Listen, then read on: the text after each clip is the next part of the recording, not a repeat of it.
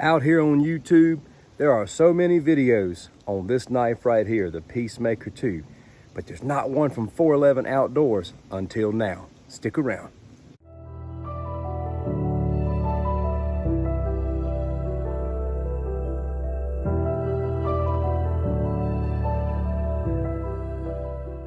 As always, I want to take time to greet everyone. I hope you're doing well. Thanks for taking time to click on this video. I hope you find it helpful or at least entertaining. I don't want to call this video a review as much as I want to call it an interesting conversation, because I think this is a very interesting knife. My goal is not to advocate for or against the knife as much as to give an honest assessment about what I believe it is, what you may get out of it, and what to avoid. In some of the reviews that I watched, a lot of people were talking about how they thought this had an ordinary look to it. Well, I think that's what draws me to it. I like these type of simplistic designs. The Peacemaker 2 gives me a lot of the things I love about my Mora knives, but with a tack feel. It's 10 1/4 in length with a 5 1/2 inch blade. 5.4 ounces in weight, not too light, not too heavy, with a 3mm thick blade. My last conversation about Coldsteel knives on my channel was a fairly harsh criticism of the SRK knife. It was with regards to its sturdy reputation, but its volatile handle when you do too much beating. And I learned a very valuable lesson from that process. And though I don't change my mind about my opinion on the SRK, I have learned to lower my expectations with certain knives. And the Peacemaker 2 is a knife that I'm going to put limited expectations upon.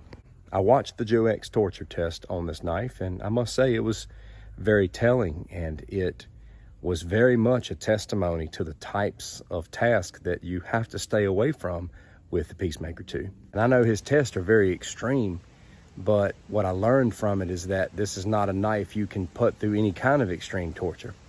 This, like the SRK, has an over molded handle.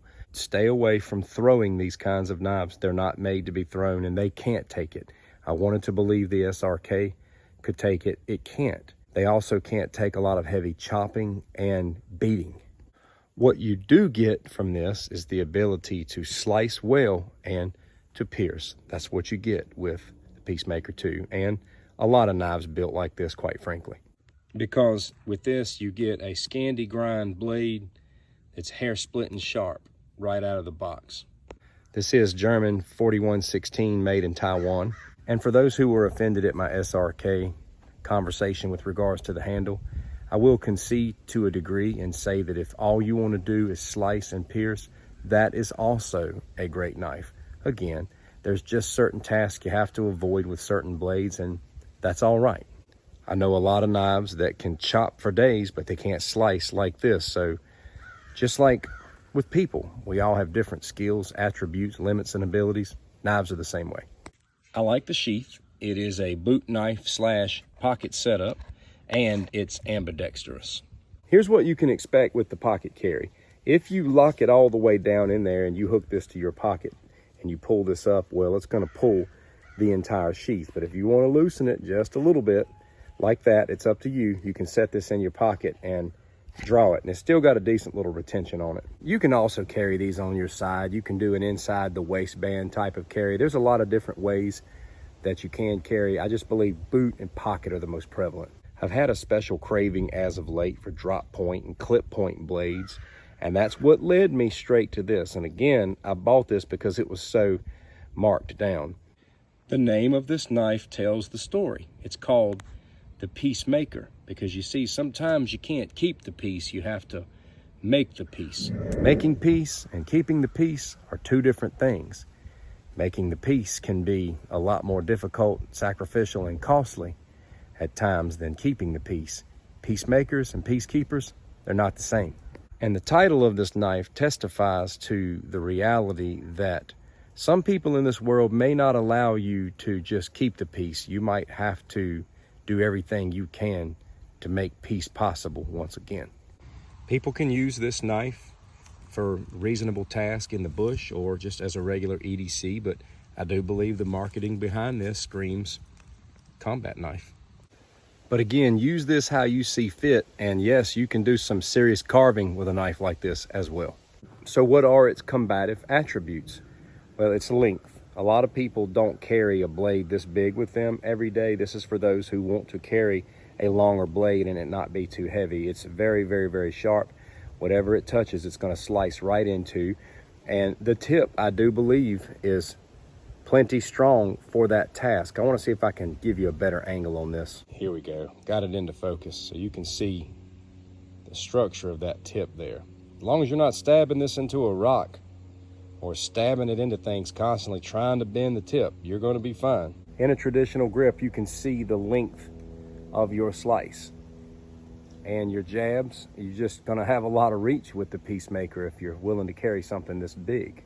It sits in the sheath this way, so if you pull it in the ice pick grip, you've got your thumb resting on the slant. You have plenty of protection for your hand. And if you're piercing this way, you have the reverse edge option. I think that's pretty cool. If somebody's looking to have a knife they can get out and beat against hard surfaces all the time, I don't believe the Peacemaker 2 is for that. But you put this thing to any type of flesh, this wins. And as far as crashing against ribs and things like that, I do not consider this a one and done type of knife. I have seen some type of self-defense blades that were such a narrow stinger that they kind of had that one and done aspect. I don't believe that's the case if that were to happen with your Peacemaker. I believe that this will, again, decimate anything of a fleshly nature. Just stay away from things like throwing, heavy tip torture, and a lot of heavy chopping. And once again, Coldsteel has provided a self-defense blade for people on a tight budget. Next time you're searching out videos, type Coldsteel Peacemaker 2 and watch their promo where the one guy pulls this thing out and slices on that ballistic torso. Golly at the damage this thing did. This is setting at a really good weight for its size and its length, you know, because it's light and easy to carry around in your pocket or in the boot, but it does feel like it's got some substance to it at the same time. I gotta do some water bottle killing in this video.